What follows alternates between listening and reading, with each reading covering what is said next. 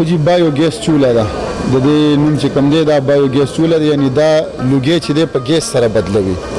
دې کې استعمال لپاره صرف سوځېدلي موبایل دي خو لګي د موټر سایکل بیټرۍ هم کار کوي د موټر سایکل د بیټرۍ نه مسلسل چې لګېدلي وي 5 غنټې کار کوي یاره جی کوم کار چې ګیس په 1000 روپۍ کوي دی په 1 لیټر موبایل باندې تاسو ته کوي یعنی یو کار چې ګیس تاسو ته په غنټه کې کوي دی درته په 20-25 منټ کې کوي چې په 200 روپۍ باندې یو شی د ورځې خرچه کیږي نو دا مطلب دا چې سوی موبایل په 100 روپۍ لیټر دی دا د غټه خرچو کې د 2 لیټر موبایل وایي د غټه کورنۍ نو 200 روپۍ خرچه پر علاوه کنه نه پکې لوګي شته نه پکې بدبو شته او دومره تویل چې دا غي څه حد نه تویل ډیر زیاته خو لیدو شي دا کنه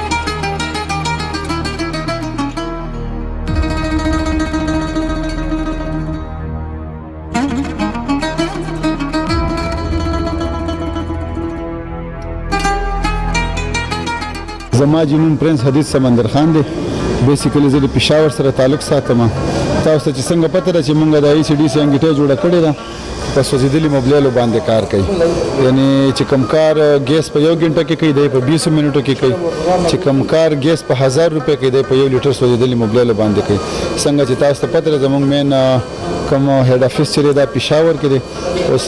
په سوات کې دا زموږ یو برانچ دی نو تختبند روډ باندې تبلیغي مرکز سره محمد قمر لالا ته مونږ د دې برانچ ورکړی دلته نو ان شاء الله چاته چې په کار وي خو به مطلب چې خراب وي خراب به زمای او چې روغ نه روغ به ستاسو خو به اعتماد اداره ده دا زما ان شاء الله چې څوک مطلب مونږ ګوري نو مونږ د خپل طرفه دا خبره کوو چې زمونږ د اعمال به صرف مکرم لالا سره دلته تختبند روډ باندې ملاویږي خو جی بایو ګیس چوله ده د دې نوم چې کوم دی دا بایو ګیس چوله ده یعنی دا لوګی چې دی په ګیس سره بدلوي او چې کومه لوګی چې دی هغه د لوګي نه د ګیس جوړیږي او د بجلی نه په 20 غنټو کې 1 یونټ د بجلی وهي لوګي یا سایډ افیکټ یا داسې مسله دا هیڅ هم نشته دی په دې باندې دا چې کله ماشین دی باندې سلو شي نو بیا لوګي کوي خو چې فین ورپسې لګېدلی دا بیا لوګي نه کوي زما نوم محمد قمر دی او ما په فیسبوک باندې په لایو دغه من دا ما ویل دی